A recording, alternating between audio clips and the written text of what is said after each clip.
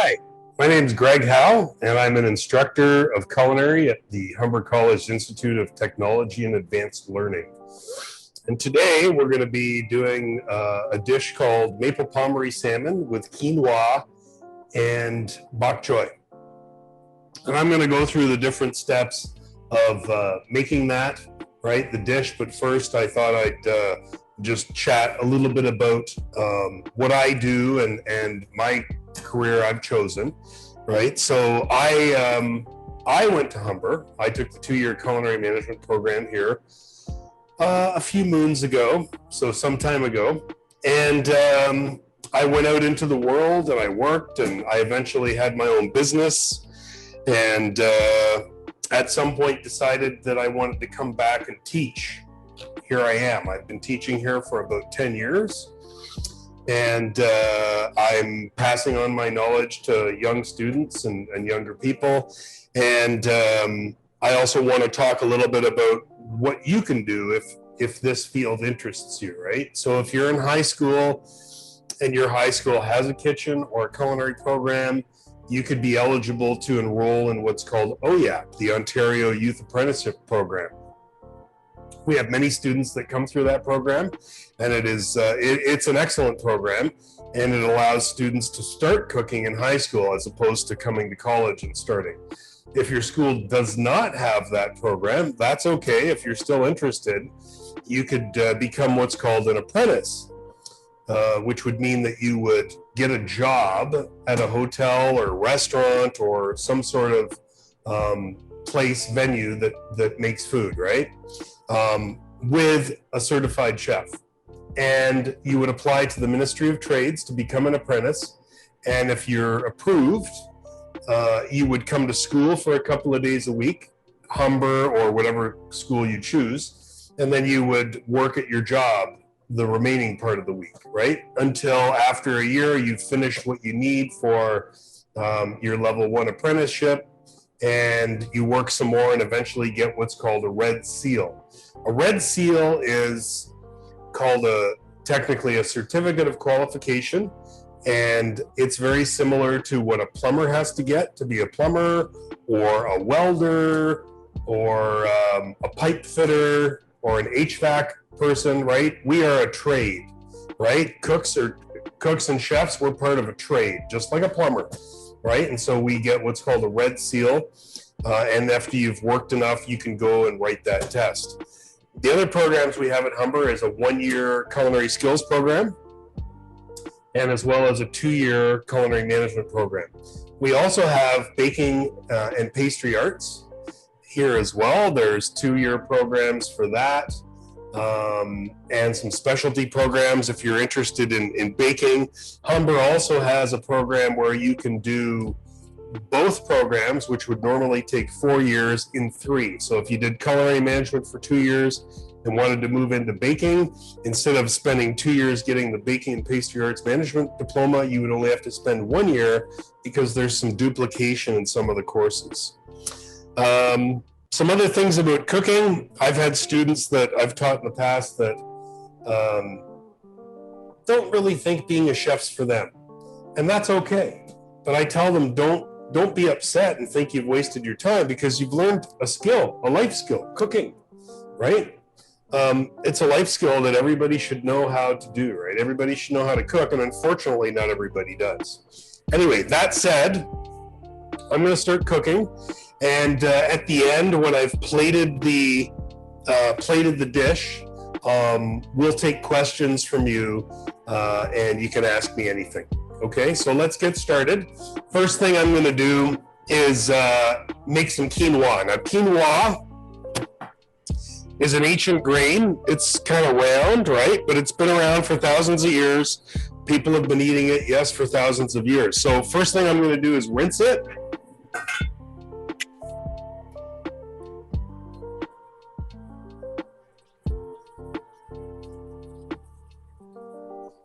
Just with some cold water. Then I'm going to put it in this pot here.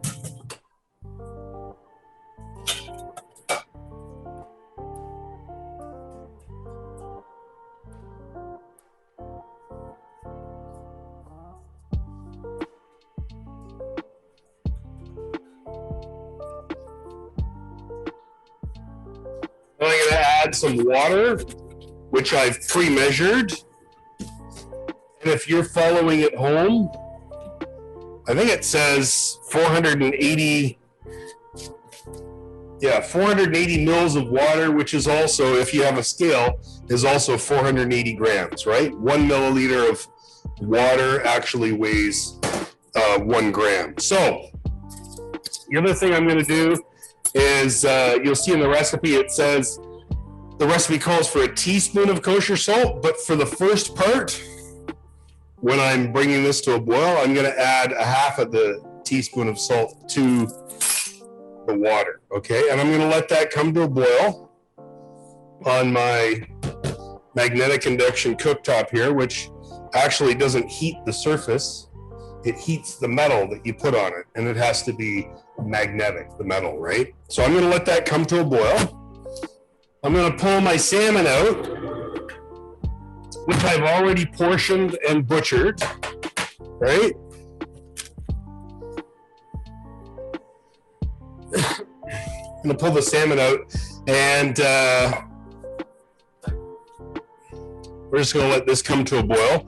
One of the reasons I chose this, for one, we want to try and be healthy, right? So I do my best to eat healthy. Of course, I like sweets and stuff too. So, you know what they say, never trust a skinny chef. But I do try to eat healthy. I eat fish and vegetables and things like that. But of course, I also eat ice cream and chocolate bars.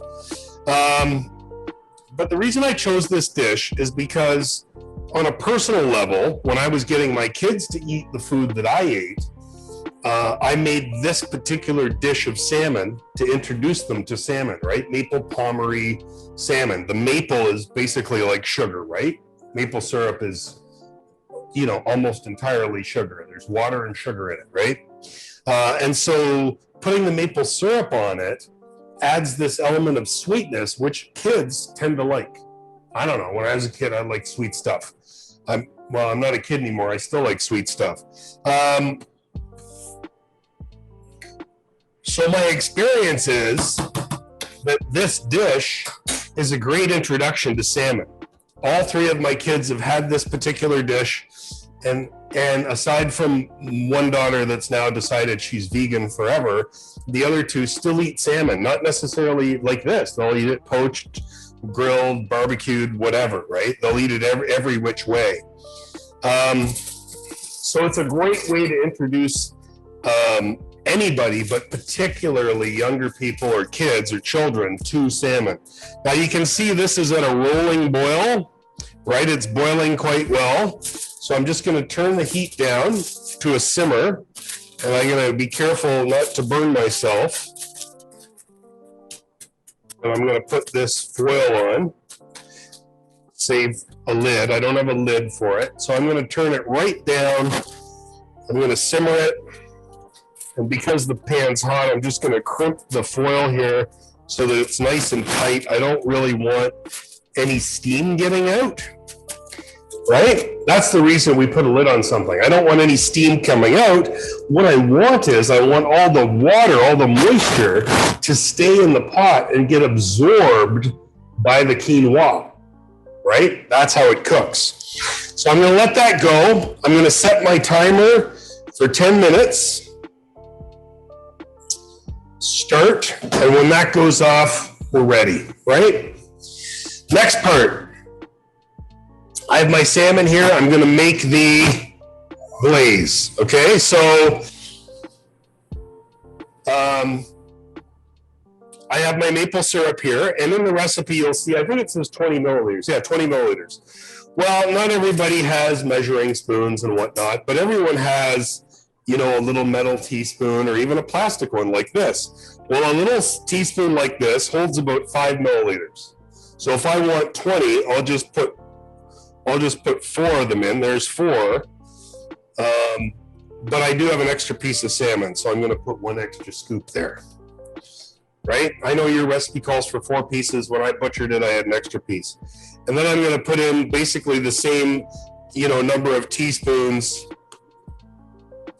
of the mustard. And now this mustard right, is called Pommery mustard or grainy mustard, right? It's got all the whole grains, the seeds of the mustard right in it. It's a very flavorful mustard. I love it. And it's not that yellow, what I call baseball mustard, which is very vinegary tasting, right? This isn't. It's got a really nice flavor. And then about 5 mils of lemon juice, okay? So I'm just gonna mix that around. And then we add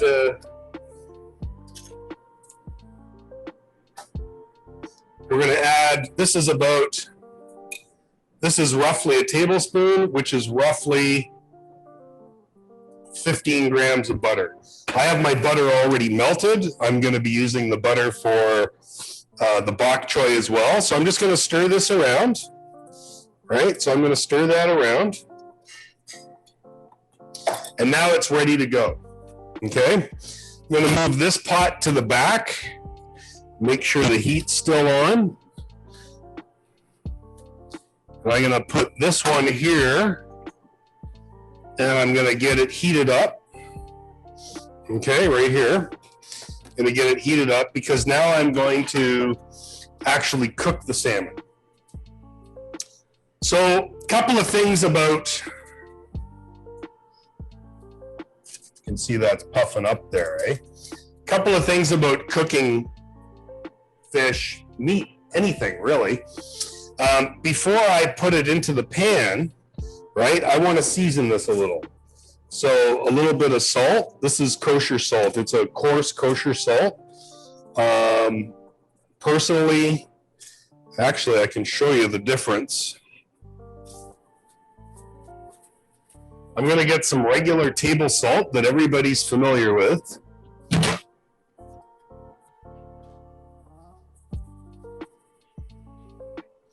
So you can see regular table salt versus the coarse kosher salt. There's quite a difference in texture, but there's also a difference in flavor, right?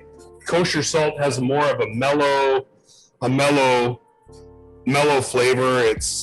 It's more forgiving. You know, some people, this table salt, they put too much in, it makes it really salty. It's hard to do that with kosher salt. It's more forgiving, right? And if nothing else today, you know, you try the salmon. I encourage you to try the salmon, but get yourself some kosher salt. A box of kosher salt's cheap, right? And it's got no iodine in it like the table salt does. And it's so much better for flavoring things. Now, I know the timer has only been on for a few minutes, but I like to just check and see how things are going. They're going well. So I'm just going to leave that there. I'm pulling my pan off because the heat's on, but I don't want it to get too hot, right? So I've got my salmon seasoned. I have my mixture made. And now I'm going to put in, your recipe says vegetable oil or olive oil, same thing. Olives are a vegetable, so olive oil is vegetable oil. I'm going to put in a little bit of oil. Now here's the trick. Whenever you are searing something, because I've seen people do this, they'll put a pan on, they'll start heating it up, and they'll put butter in it, or they'll put oil in it before the pan's to the high temperature. What you want to do is get your pan hot, then add your oil, your fat, butter, whatever it is you're cooking with, right? You want to get the pan hot first, so it's nice and hot, right? Now I'm going to put in my salmon.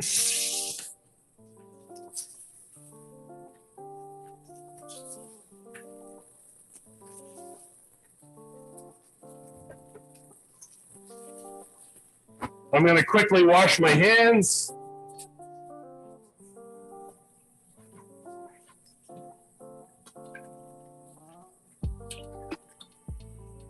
Well, not too quickly.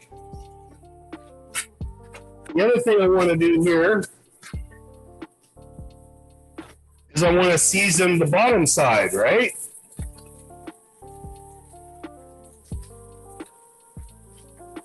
So a little bit of salt and pepper there.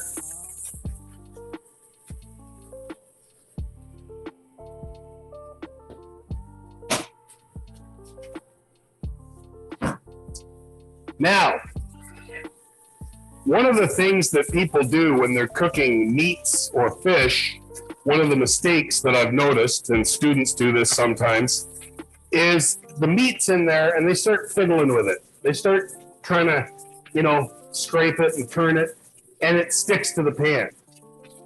So what you have to do is be patient, right? Don't start fiddling with it. And then when you think it might be ready, just use a lifter to see if it's sticking. And it's not, right? It's not sticking. So I can lift that. Nice color, right? What happens is when you put a meat,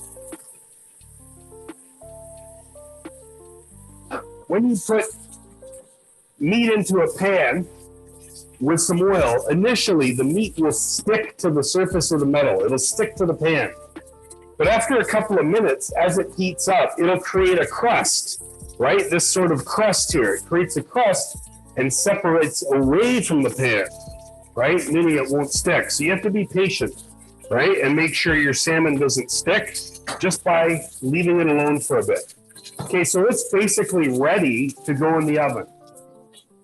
If I wanted, I could take my glaze, put it on here, and put the whole pan right in the oven. I could just do that.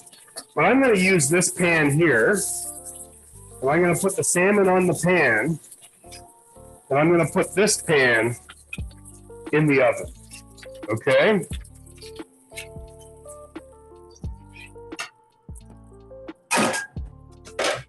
But before I do that, I want to put my glaze on. And I'm going to check the quinoa as well. It's got 2 minutes. So according to the timer, it's got 2 minutes, but me being me, I'm going to check it early, right? And as you can see, there's still lots of liquid there, so it's not ready, right? It's not ready. It probably does need at least 2 more minutes. Okay? Now, let's get back to the maple palmery glaze, okay? The recipe says brush it on. So normally I would take a pastry brush and I'd brush it on. But I know most people don't have pastry brushes kicking around at home. So we're going to use a spoon, right? And we're just going to drizzle the sauce, if you will, right? We're going to just drizzle that onto the salmon, okay? And I'm going to keep going back. I want it to be even, right? I want each piece of salmon to get basically the same amount of this glaze, sauce, whatever you want to call it. It's effectively a sauce. And if there's a little extra and it goes on the sides, don't worry about it. That's okay. We're going to use it up. And I don't know about you, but I like to scrape the bowl and get every last bit. I'm the kind of person that squeezes my toothpaste. I use a roller on my toothpaste tube to get every last bit out. It's probably the Scottish in me. Okay, so now my salmon's ready. I'm going to put it into the fridge. Sorry, the oven. This is the oven. Looks like a fridge, but it's an oven. And that's going to take about 10 minutes. You can hear my timer going here. But this isn't quite ready. It's close. It's close, but you can see there's still a little bit of liquid here. I want all of that liquid to be gone.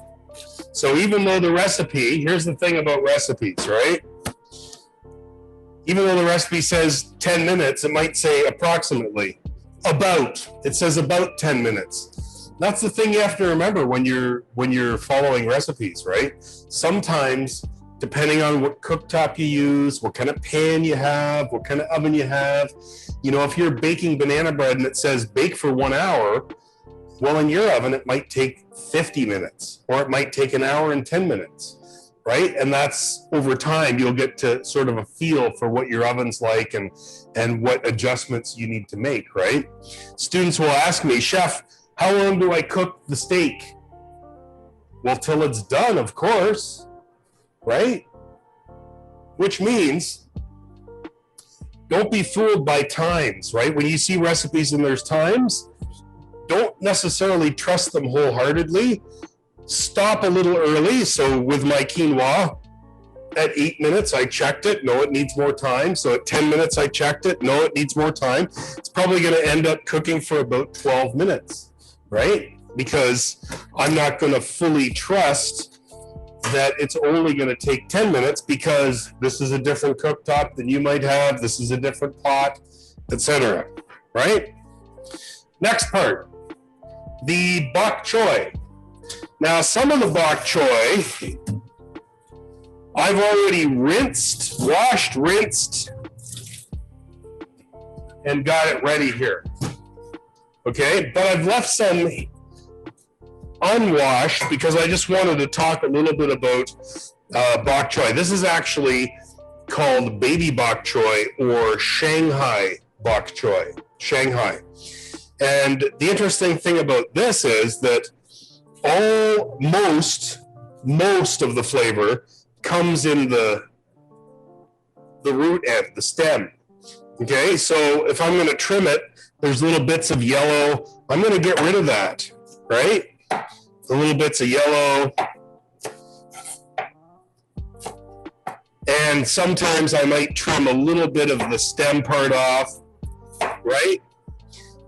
And then I'll cut it in half because these are so small. If they were a little bigger, I could even cut them into quarters, right? But I think half is fine. And the reason I wanted to show you that is because I've had people that will prepare bok choy and they'll cut almost half of the good stuff off, the light colored, light green, white part. And that's where all the flavor is, right? So you don't want to do that. So let's go back to our quinoa here.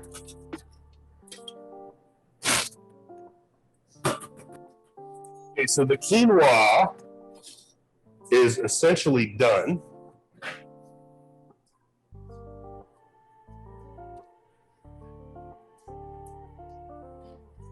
So I'm just going to let this sit here, right? It's done, and I'll show you that in a second. I'm going to let it sit, but I have to get a couple of things ready, okay? So I'm going to wash this lemon, rinse it. I'm going to tell you why. Because the recipe calls for the zest of a lemon, right? So the zest, you use a grater, and you just grate the yellow part, right? When you get down to the white,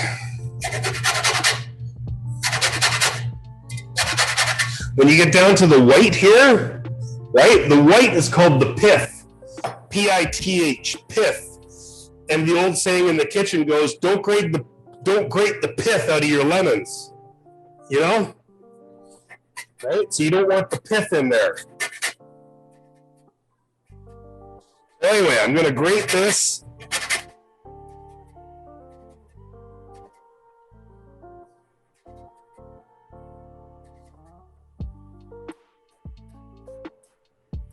Okay.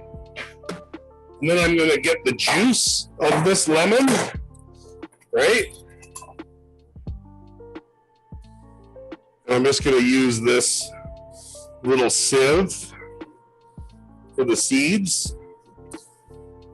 Now you can make a note, because I'm pretty sure the recipe says the juice of 1 lemon, but these are really juicy lemons, so I'm only actually going to use the juice of half of it, because it's super juicy, these lemons.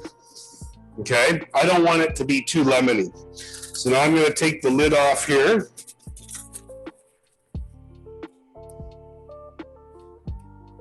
And I'm going to fluff it up slightly.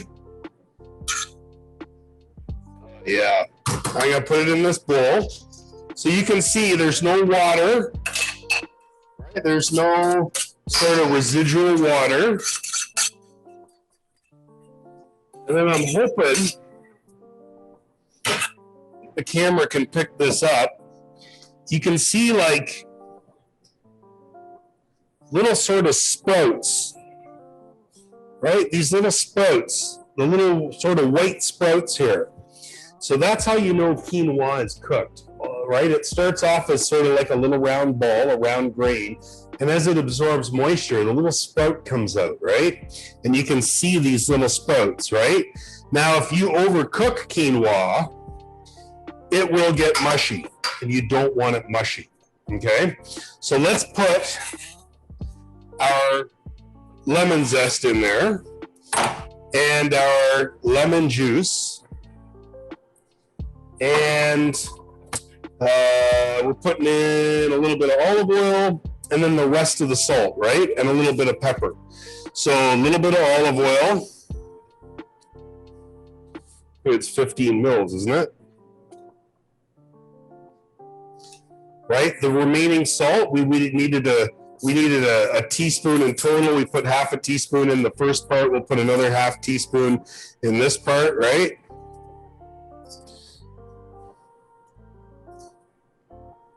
With a little bit of pepper. Right? Now, very gently, I'm going to just mix this together so that the lemon zest and the oil and the pepper and the salt and the lemon juice gets distributed. But I want to be gentle. I don't want to, mix it around with a paddle or a wooden spoon, because it is a delicate grain and I will make it mushy if I do that. So I'm just going to almost, it's like I'm folding it, right? I'm folding it gently with this spoon.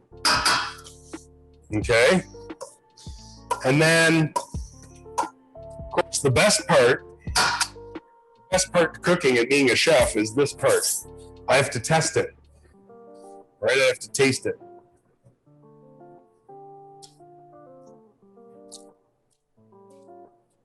Pretty good. I got a salt pocket though. What that means, a salt pocket means that I didn't mix the salt enough, so I'm folding it again. I'm mixing it a little more, right? Because I don't want a salt. I definitely don't want a salt pocket. So the quinoa is ready to go. I'm going to check the salmon.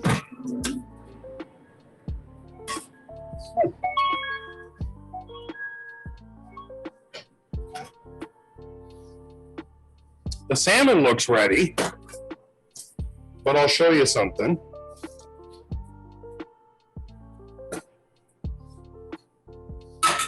So the great thing about the quinoa is it can be served warm, cold. People have quinoa as part of hot dishes. People have quinoa salad, which is cold. So I can just let it sit there. The same actually holds true for this type of salmon. If I was serving poached salmon with a lemon sauce, I would want everything to be hot.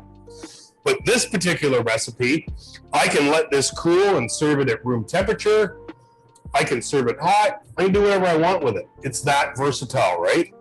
One of the things that we want to look at with salmon to see if it's done, and you can do this at home, right? We can separate the flesh a little,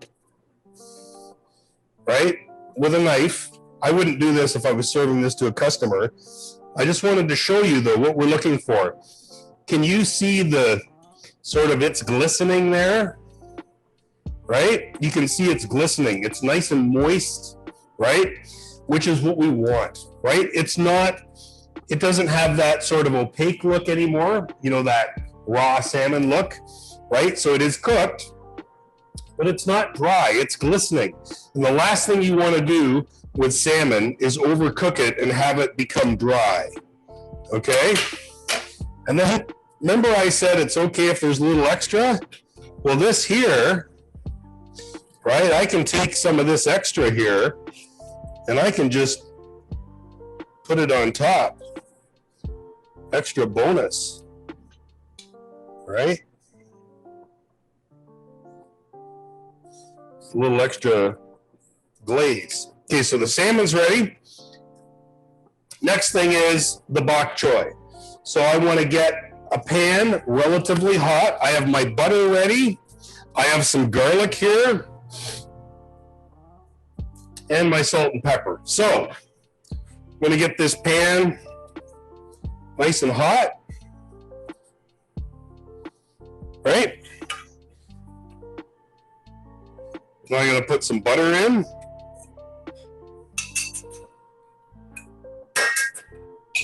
Just a little. You know, between 4 people, it's a tiny bit of butter. The recipe calls for 30 grams, right? I've actually put a little less than that here. Now I'm going to put in a little bit of the garlic. Now, again, when you're cooking, and it says to heat up the pan and then put in butter or whatnot, you want the pan to be hot. So the pan's hot. I put in the butter.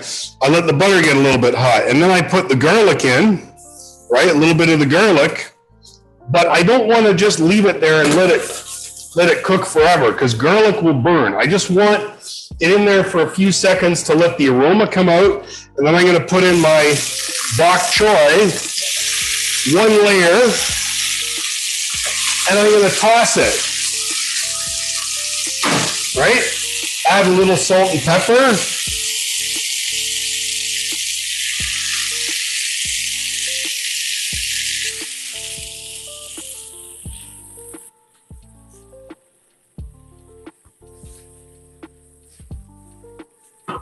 And this is just the recipes that we've done for today.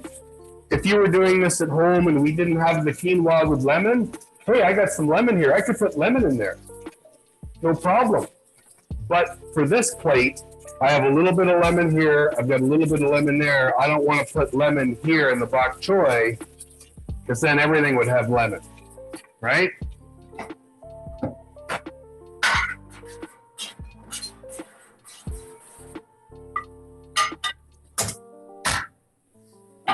So I'm just going to toss that a bit. One of the things I like to do when I'm sauteing a green vegetable, or in this case the bok choy, I'll put a little water in, because that'll add some steam and help cook it. And of course the steam will evaporate, right? The steam will evaporate, so it's not like I'm going to have, a soggy dish or anything, right? But it's nice to put a little water in there and speed up the process, right? So that's effectively done.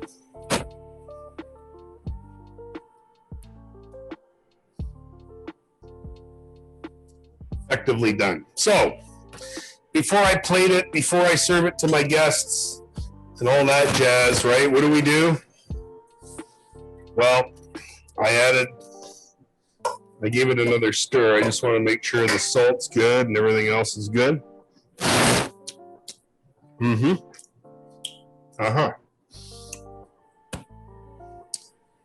Same thing here.